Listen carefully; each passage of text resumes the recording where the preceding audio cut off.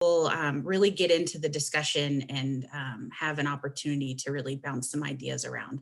My name is Bryce Esch. I'm a research coordinator at the Ecological Restoration Institute at NAU, and I'm working with our Region 3 partners on this climate adaptation project.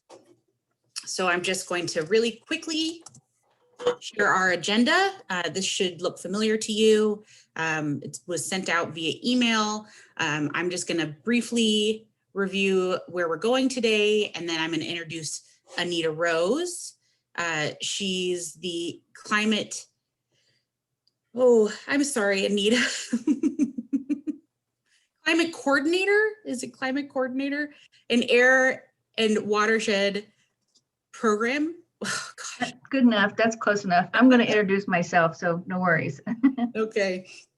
And she'll be giving our first presentation this morning on climate adaptation in Region 3. And then we'll jump into some other presentations. And then the second half of our workshop today will be on discussion and breakout sessions. Just some quick virtual expectations. Please mute if you're not speaking. That'll help us keep everything really clear and easy to understand for folks. If you haven't already, we invite you to add your name to your little Zoom video there, so everyone can know who's on with us and who's talking. If you need to turn off your video, that's totally fine, but we just ask that you continue to participate. And then feel free, especially in our breakout groups, to speak up, to unmute yourself and contribute, and also raise your hand and use the chat function. And then we're going to continue to have these expectations in the small groups. So with that said, I'm going to go ahead and hand it over to Anita. And Anita, you can share your screen and introduce yourself. And yeah, we're looking forward to your presentation. Thank you. Great, thank you. Thanks, Bryce. So let me get my slides up here. Can you see my slides? Nod your head if you can see my slides. I'm going to assume yes. Yeah, we okay. see them, Anita. Okay, great. Thank you. All right, so thanks everyone for attending. And as Bryce said, my name is Anita, and I am the Region 3 Climate Change Coordinator and Air Program Manager. And I want to say a big thank you for everyone attending, and welcome back to those who did join us for our webinar back in December that sort of kicked off the adaptation strategy rollout, and also to welcome new people. So by now, it's likely that you have either seen or heard about the Climate 21 transition documents. There are several out there, one for practically every department in the federal government. Oops, sorry, I don't know what happened. Technical difficulties. There we go. And I wanted to pull out a few highlights from the USDA Climate 21 transition document. And just note that the third bullet here does talk about, increasing the resilience of public forests and grasslands to the effects of climate change. But there's a little something in this document for everyone. I feel like there's, talk of improving sequestration of carbon and mitigating carbon emissions, and there's things in here about forest products. So there's a little bit of something for everyone. I also want to bring your attention to the Forest Service program direction for FY 2021. And if you've not had a chance to look at that, I recommend you do. And climate change figures fairly prominently in this document. I'm not going to read the quote here, but it talks about, adapting to climate change, as well as integrating the sustainability scorecard, which I'll talk just a little bit about today. But in my mind, these documents really send a clear signal regarding expectations from leadership about us integrating, you know, climate change issues and considerations into our work, and basically reporting these in the scorecard. Now, I don't want to spend a lot of time on the scorecard, but I do want to call it out and mention that it's obviously in the program direction for the Forest Service, but it was also called out in the USDA Climate 21 transition document. And basically the scorecard is a communication tool, and communicating with our public and with internally with one another about how we are addressing climate change. And it is part of a regional and national climate adaptation framework, which you see here. So, hopefully by now you've at least heard about the scorecard, and maybe you've seen it, maybe you've participated in the reporting, but the framework that you see here is only slightly modified from the WO version that was put out a few years ago by the Office of Sustainability and Climate. And as I said, the scorecard is the communication piece of the framework.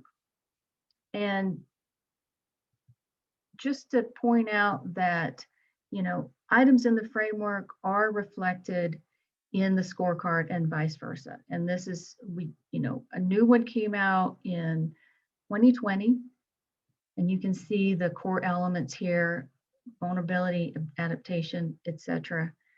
And just briefly wanted to mention that and demonstrate how it tiers to the framework, and also to point out that today we'll be focusing a little bit on the vulnerability piece, as well as really the focus today is I'm talking about the adaptation. So, I'm not going to spend any time on scorecard results. That's a whole nother presentation in and of itself. But I will say that if it's something that you're interested in and you haven't seen any of the results, please, let me know. I'm happy to share those with you. So let's talk briefly about vulnerability assessments. And for those who joined the December webinar, this is a little bit of a recap, and maybe for folks who did not, some of this will be new, but we've made quite a bit of progress on vulnerability assessments. And each region has kind of approached these assessments differently, and that's okay. It gives us the flexibility to do things that are applicable in our region, because the issues certainly vary region to region. So quickly, just to sort of recap, we have a number of region-wide assessments, and we will be focusing today on the Upland Ecosystem Vulnerability Assessment, or CCVA as we often refer to it. You might have seen the socioeconomic one that came out recently. We do have a new version of that will be coming out soon. The aquatic riparian assessment is in the final stages, and we're developing a tool that will hopefully give everyone in the region, both Forest Service and otherwise, access to this information and be helpful. There are a number of focused assessments. Back in December, Megan Friggins introduced us to several of those. I believe she said there are somewhere in the neighborhood of 35 that cover the southwestern region in some form. So I just want to draw your attention to the Upland Ecosystem Vulnerability Assessment, which you can see a map of in the upper right-hand corner of the slide. And I'm not going to say too much. I'll let Max go in a little bit deeper, but just want to point out that the majority of land in Region 3 is considered highly vulnerable, to climate change based upon departure of future climate from current. And that you see here in orange and pink. All right, so now the big ta-da for today is the adaptation strategy, and that is, you know, the second piece of the framework. And I will mention that a lot of these pieces, this not necessarily, you know, you do one and then you do the second one, you do the third one. A lot of these things are happening simultaneously or moving forward in parallel. So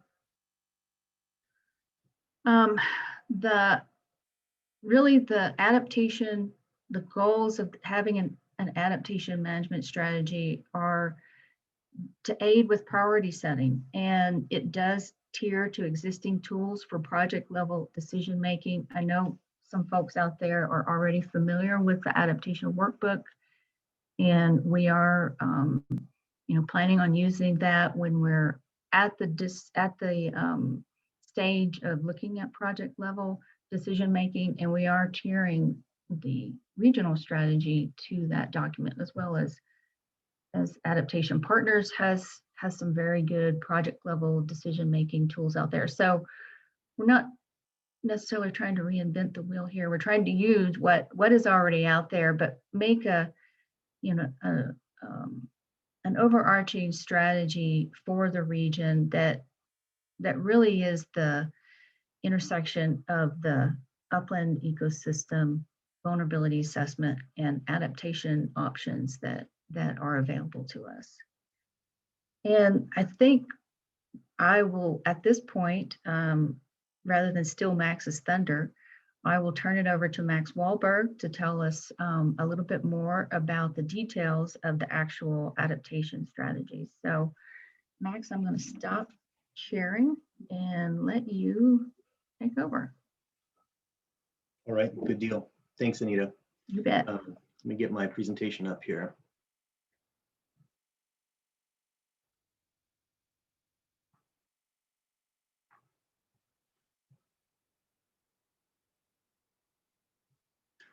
Okay, are folks able to see my PowerPoint, my first PowerPoint slide here? Looks great, Yep. Max. Good deal, thanks. Well, like Anita said, my name is Max Wahlberg. I'm an ecologist with the Forest Service, and I work in the Enterprise program.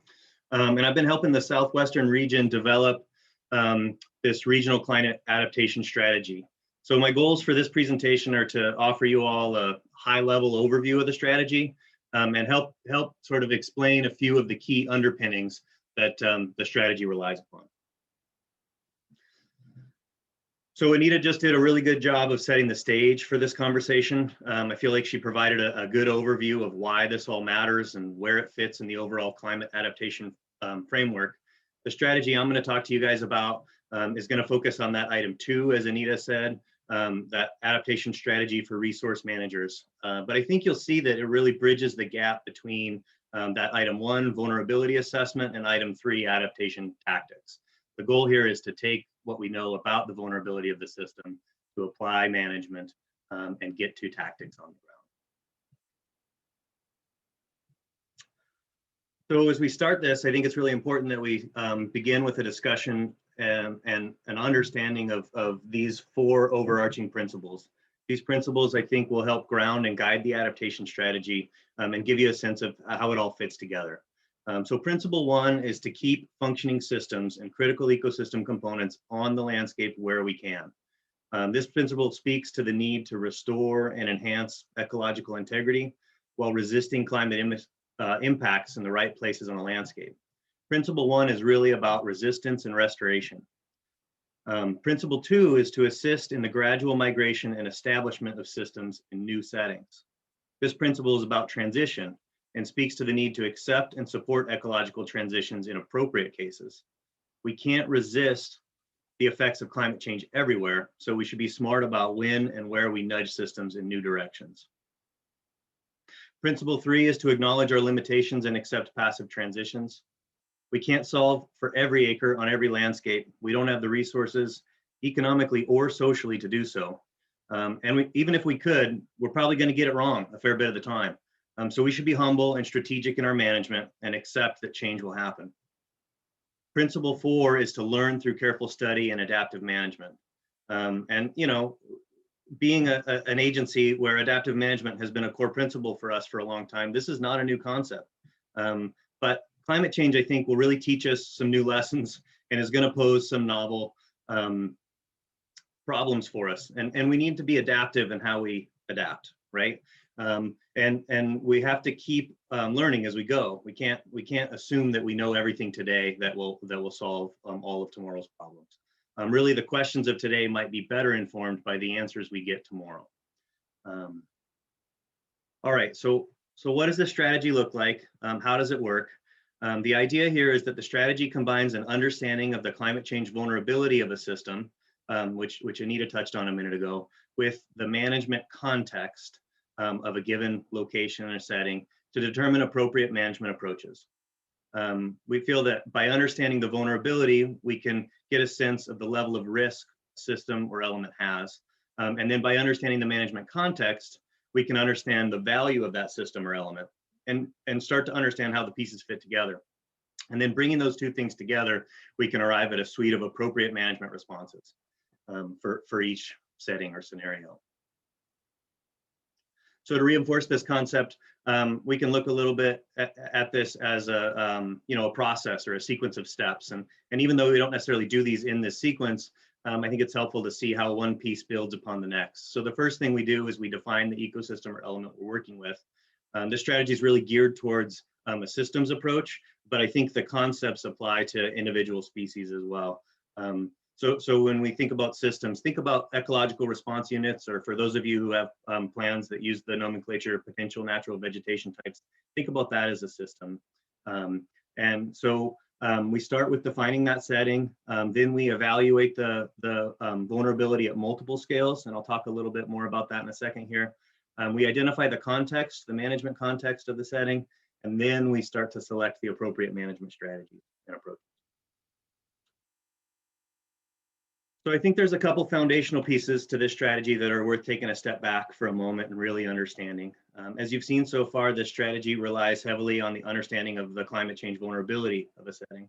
And those of you that were with us at our last workshop probably remember Jack's presentation on the terrestrial climate change vulnerability assessment, that thing CCVA that Anita was talking about a minute ago.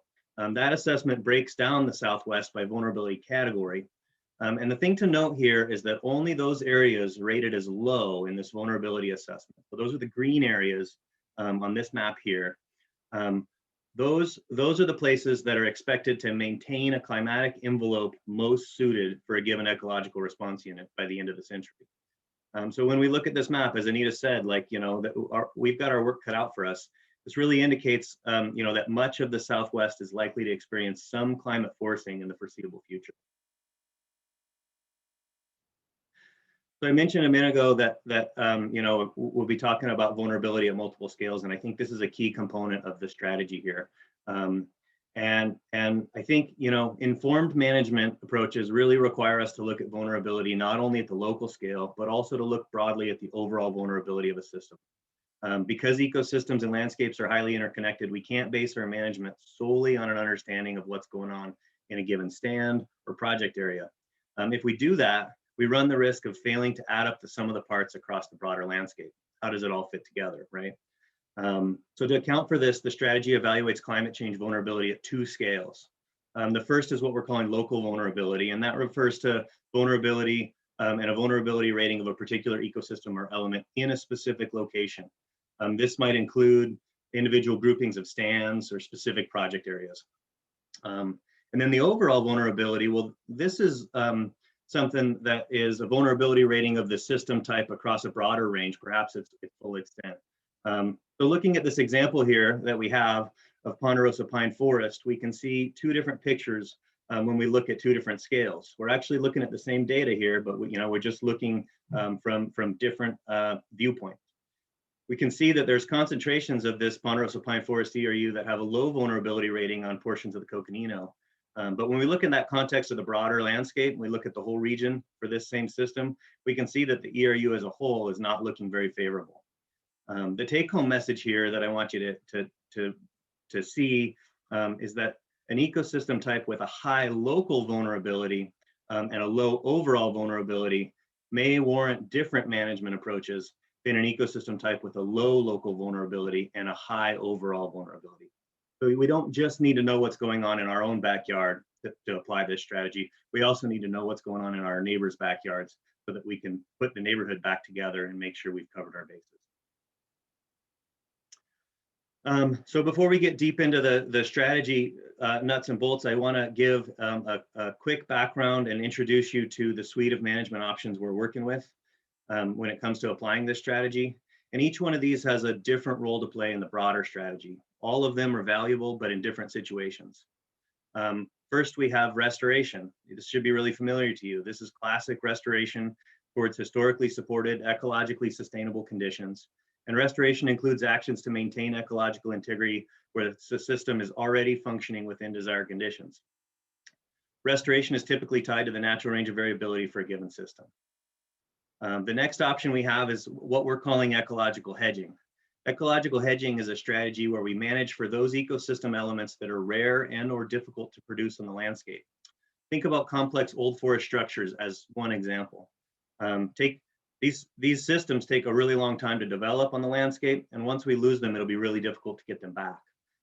Ecological hedging would encourage us to manage for the high end of a range, or in some cases even above the historic range for these elements in suitable locations as a hedge against all the other locations that we likely won't be able to sustain these important ecological characteristics and services in the long run. The next option you'll see here is resistance. And resistance is an adaptation strategy that includes management that helps resist, delay, buffer, or otherwise protect elements from the effects of climate change. Resilience, which we're defining as actions designed to improve the capacity of a system to return to a desired past or current structures and functions following a disturbance to the extent possible, is included for us under resistance. So you might have seen some adaptation strategies where resistance and resilience are separate. In this instance, in terms of management options, we're lumping those two things together. You'll see though, that the next three options are really different than the top three. The next three are all about transition. So this first management option that we're talking about is passive transition. And just as the name implies, passive transition relies on passive management to facilitate autonomous transitions. This is sometimes referred to as acceptance. And the important thing to note here is that this option should be chosen. This isn't just the acres we didn't get to, right? Passive transition should be a conscious selection. These should be places on the landscape that we identify and select for passive transition. We also have preemptive transitions, and those are actions that are taken before a disturbance occurs. An example would be active harvest on vulnerable stands to facilitate planting or retention of more heat or drought tolerant species on a given site. Preemptive transition as a strategy includes active and immediate action to transition a system from one type to another. This includes both forced and assisted migration. And the key defining factor for the proactive or preemptive transition, is that the action occurs before or in anticipation of climate influenced disturbance on a site. And that's sort of the counterpunch to this final one that we have, we're calling responsive transition. Responsive transition is or are a suite of actions that are undertaken following a major disturbance that a given ecosystem or element is unlikely to naturally recover from, given climate change. So these actions are akin to jumpstarting a disturbed system into a more suitable climate condition rather than attempting to reestablish a system where it is unlikely to thrive. An example here might be an opportunity to reforest areas that have experienced severe wildfires with different species assemblages than occurred prior to the severe disturbance. And it's done to account for the shifting of climatic suitability on the site in question. So, as that climate envelope shifts, the difference between the preemptive transition and the responsive transition is the preemptive transition is something we're going in today to do before disturbance arrives.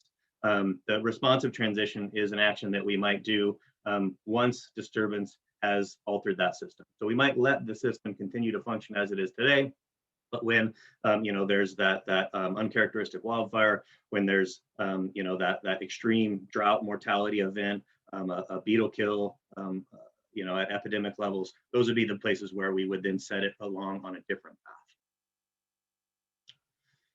So now that we understand the role of vulnerability and have at least a baseline understanding of what each of the management options refer to, let's take a quick look at how it all comes together. Generally speaking, when we have a low local vulnerability rating, restoration is the option that makes the most sense. Because low vulnerability settings have a better chance of persisting in their current type, they represent some of our best opportunities to restore and enhance ecological function.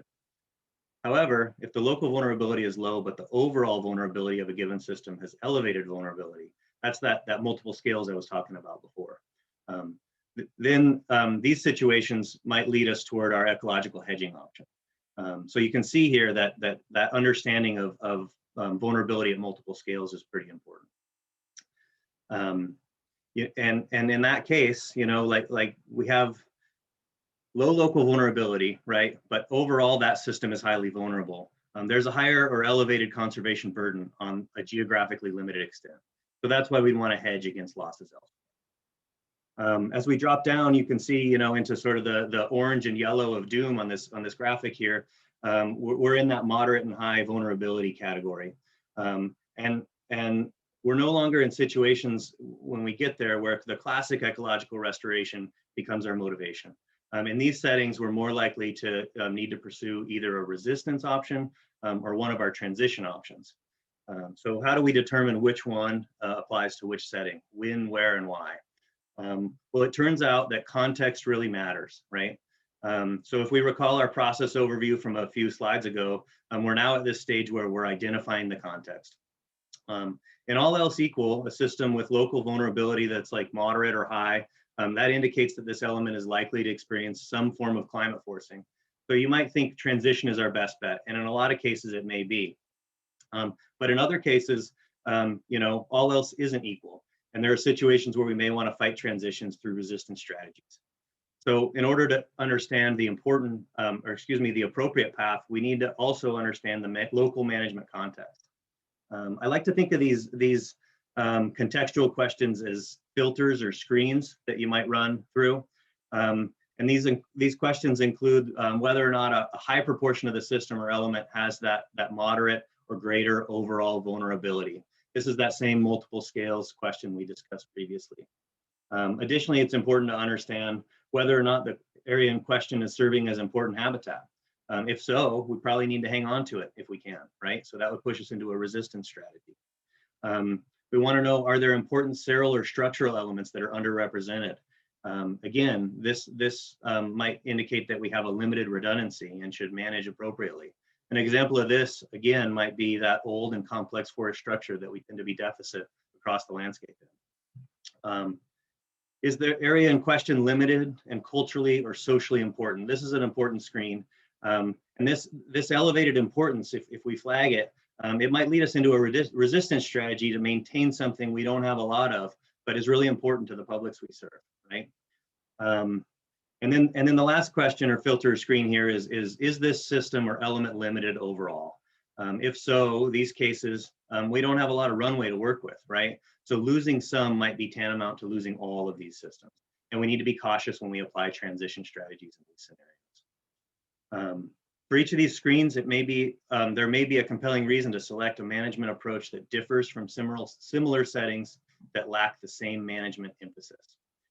So we can see how we might choose one approach or one strategy given one suite of management context and another given a different suite of management context.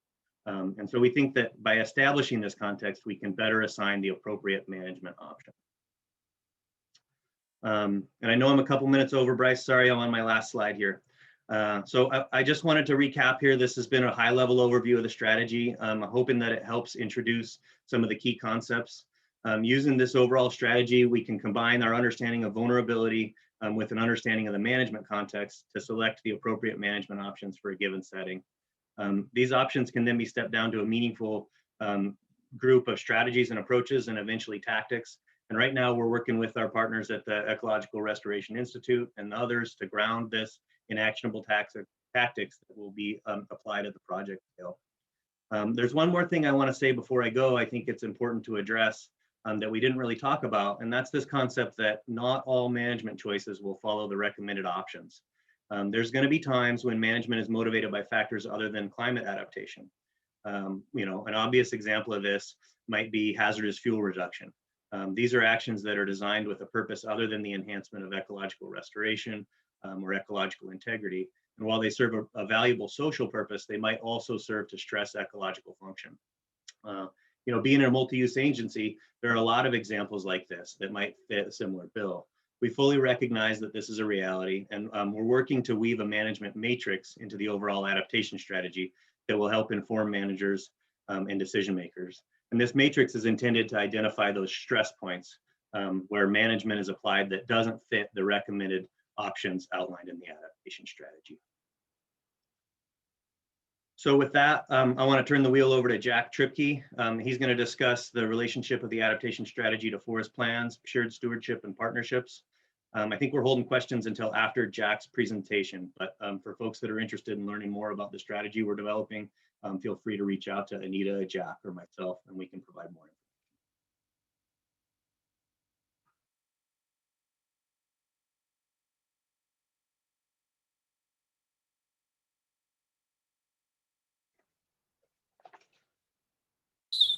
Can you hear me okay, folks?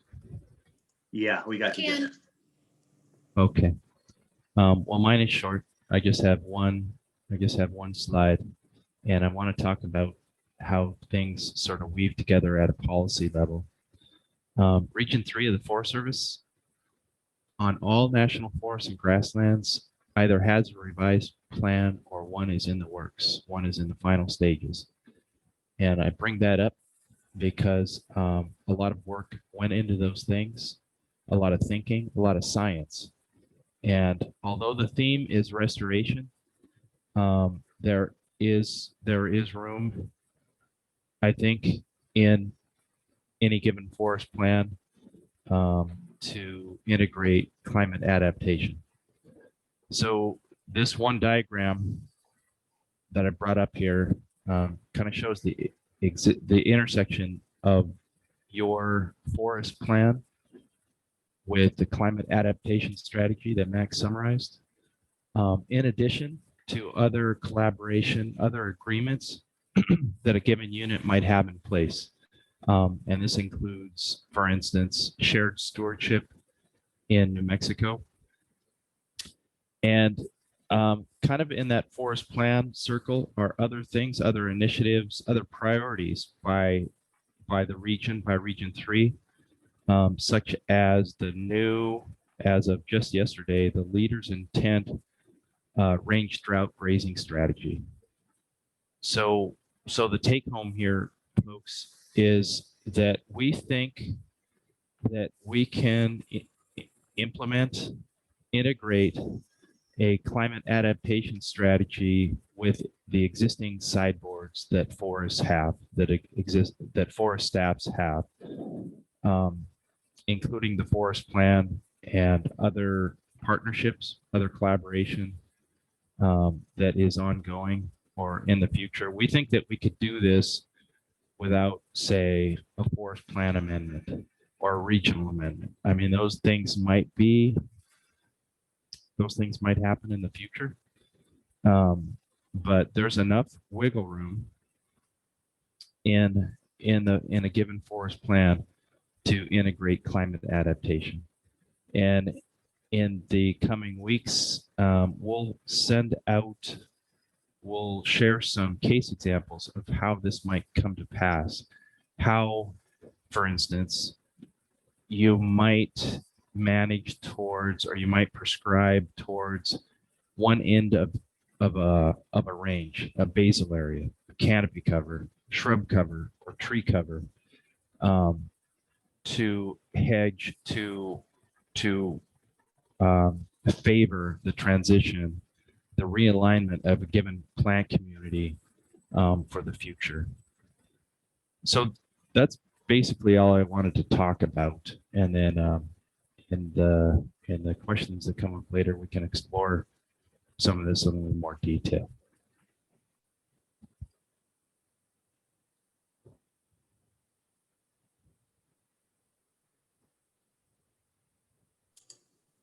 Great, thank you, Jack. And I think that we have some time now for questions. And we have Anita and Jack and Max available. So if you want to use the chat or raise your hand, we've had a handful of good questions in the chat already. So why don't we just start with those as people continue to formulate thoughts about what they've heard. Let's start with this question from David Anderson. He asks, what is the difference between restoration and preemptive transition? Yeah, I'll take that one if that's okay. That's a good question, David. So restoration is about restoring to a past condition, right? Which is not a bad thing. It's actually a good thing when applied in the right place in the landscape.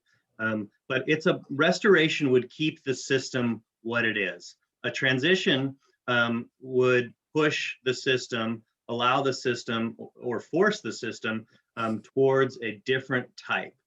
So think about type change when you think about transition, whereas restoration keeps it the same and enhances the function of it in its current form.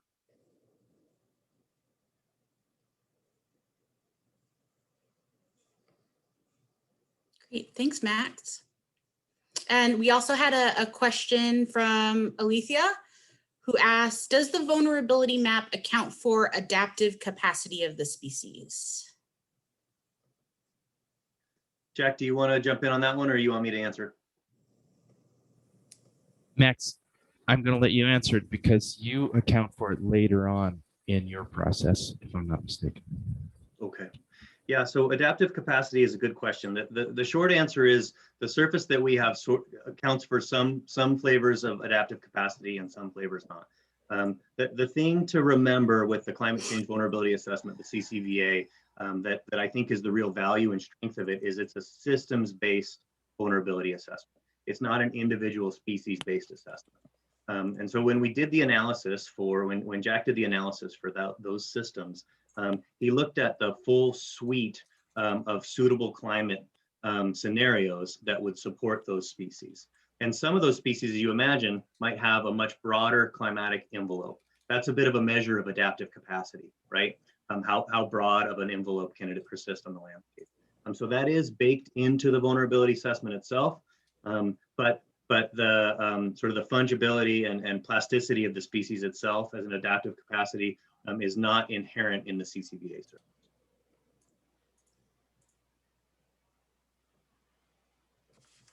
We have a raised hand from Andy. Andy, you can go ahead and unmute and ask your question.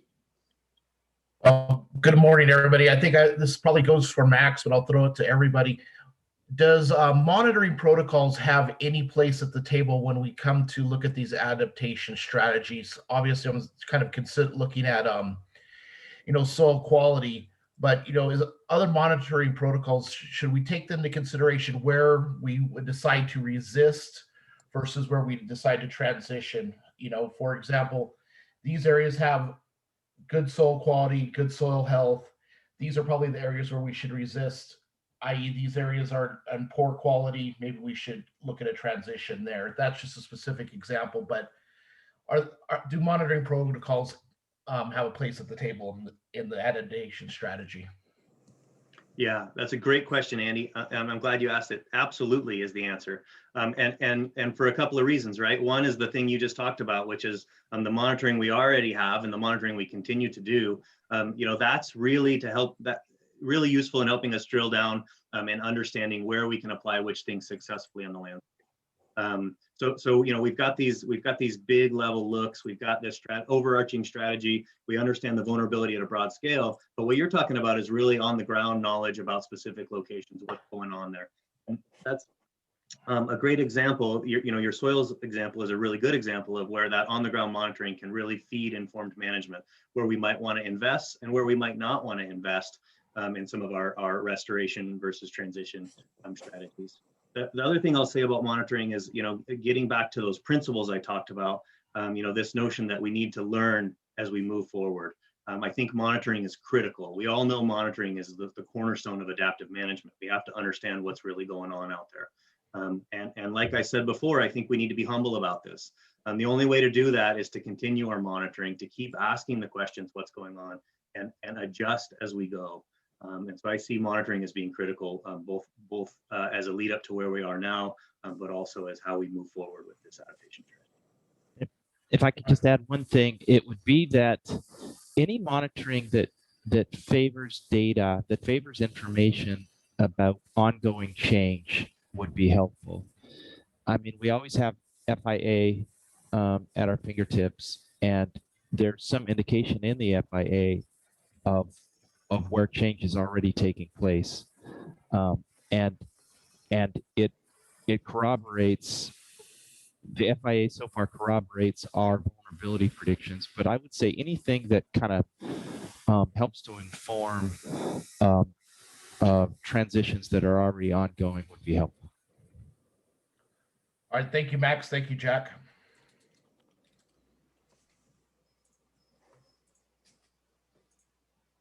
Great. And we have a question from Peter Rich in the chat about how the strategy will be formalized and what is the plan for publishing and the format, and what does the region feel like that their timeline is for sharing something like a working strategy? Well, I can start, and if Max and Jack want to kind of fill in the gaps. So our plan is actually several different products. You know, a published paper, a field guide, workshops like this. So there are a number of things that are planned.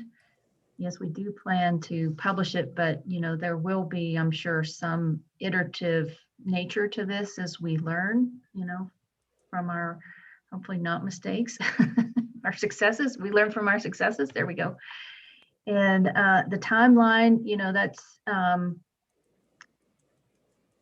that's hard to nail down. I'm going to go out on a limb and say, let's have something in 6 months to a year, but we'll see how things go with budgets and capacity and whatnot, and how the fire season is. So Max, you or Jack, anything to add to that? I think you nailed it, Anita. I'll just add that, I think it's likely that we'll have a draft, a working and quality draft to share before we have a final publication. Sometimes that's what we happen. And so the hope is that we can get this into the hands of the right people, which is all of you, as early as possible, so that we can start using it, learning from it, and then also so that we can learn from that and adjust and tweak, as Anita said, so that the published version can gain from some of that learning.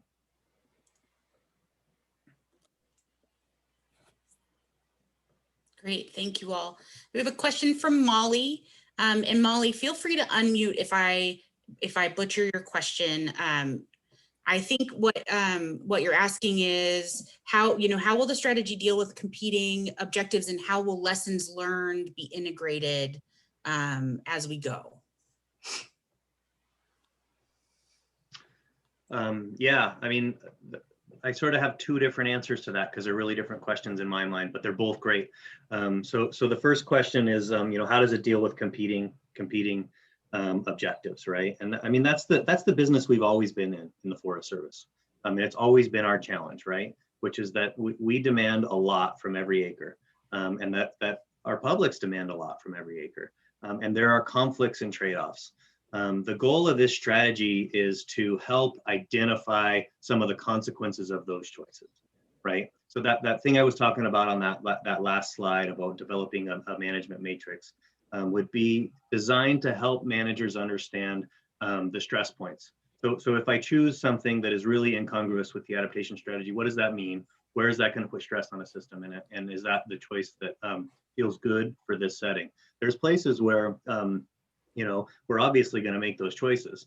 When we talk about hazardous fuel reduction and we're talking about community protection, that's a core principle. That's something that we're going to continue to do as an agency, and we shouldn't sub that out for something else. We ought to be doing that in the right places and in the right ways, right? But those are important. So this isn't about reframing everything we do everywhere. It's more about understanding the the choices that we're making in terms of climate adaptation, where we can be successful, and where we might be adding stress. And I think when done smartly, when we look at the whole, you know, we can add some stress to the system in some places, as long as we're not making that choice everywhere, right?